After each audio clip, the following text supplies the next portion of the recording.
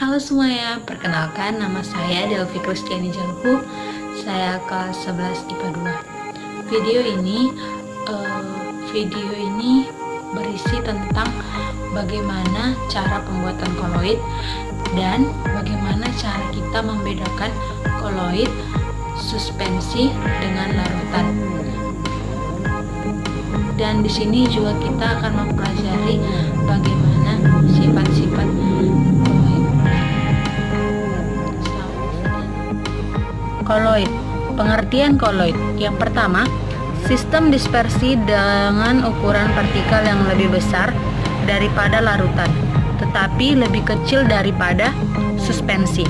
Yang kedua, beberapa koloid tampak jelas secara fisik, tetapi beberapa koloid sepintas tampak seperti larutan. Dan saya memilih contoh koloid itu adalah lem.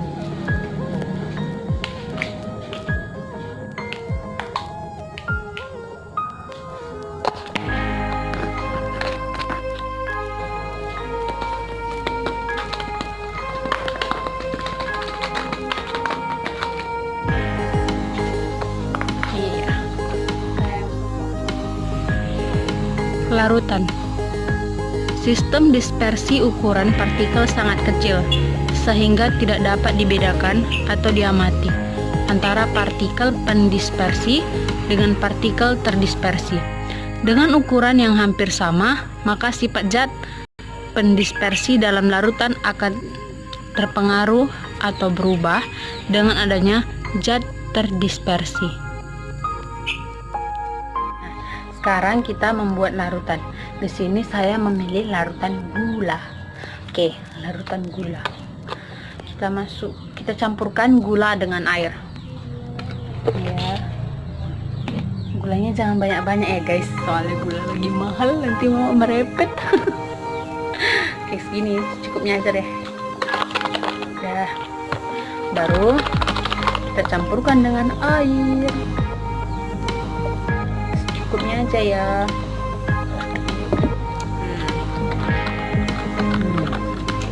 Larutan gula dicampurkan dengan air menjadi larutan gula. Air dicampurkan dengan gula, larutan gula. Oke, ini adalah contoh dari larutan. Ini larutan gula. Suspensi. Sistem dispersi ukuran partikelnya relatif besar, tersebar merata di dalam medium pendispersinya. Suspensi merupakan campuran yang heterogen. Di depan saya telah tersedia pasir dengan air. Jika pasir dan air dicampurkan,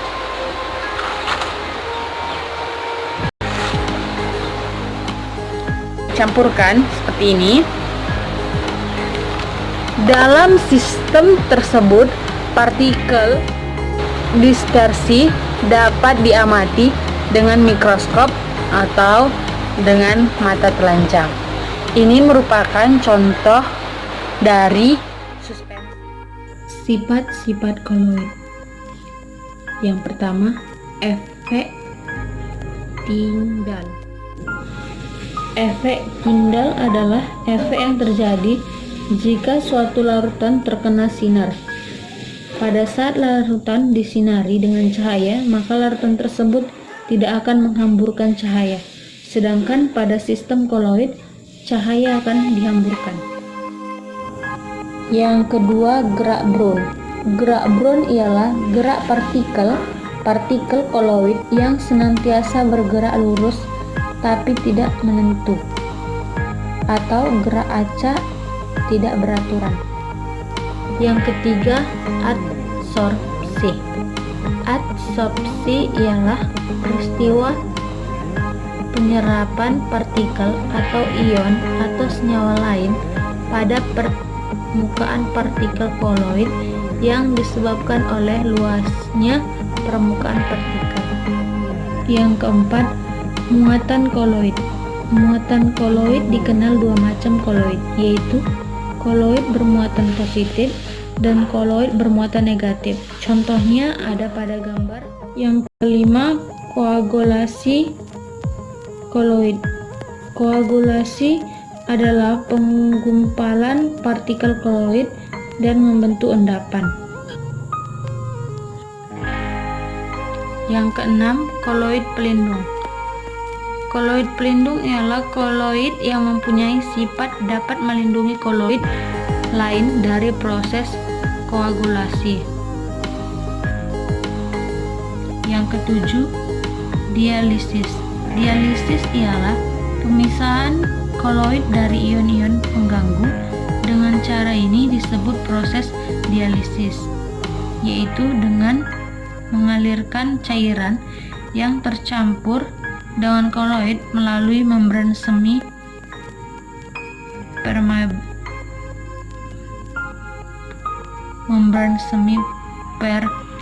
permeable yang berfungsi sebagai penyaring. Yang kedelapan, elektroforesis. Elektroforesis ialah peristiwa pemisahan partikel koloid yang bermuatan dengan menggunakan arus listrik. Berdasarkan uji coba yang sudah saya lakukan, saya dapat menyimpulkan perbedaan antara suspensi, larutan, dan koloid.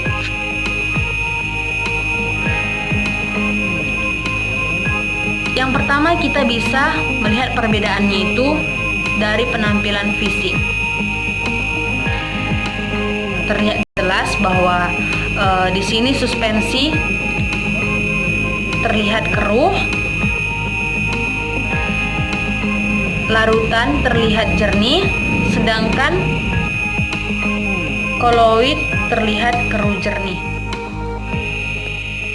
Yang kedua, berdasarkan penampilan fisik, kita bisa melihat suspensi yang ini, partikel terdispersi dapat diamati langsung dengan mata telanjang. Larutan, partikel terdispersi tidak dapat diamati dengan mikroskop ultra.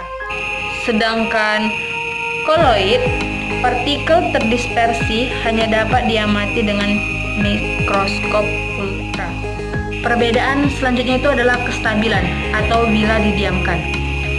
Suspensi, tadi kita bisa melihat dari hasil percobaan sebelumnya yang sudah kita lakukan, suspensi ini mudah terpisah atau mudah mengendap. Dan larutan tidak terpisah atau sangat stabil. Sedangkan koloid, dia itu sukar terpisah atau relatif stabil. Dan perbedaan selanjutnya itu adalah cara pemisahan. Suspensi, cara pemisahannya itu filtrasi atau disaring. Larutan, cara pemisahannya itu tidak dapat disaring. Koloid, cara pemisahannya tidak dapat disaring. Itulah perbedaannya yang dapat disimpulkan.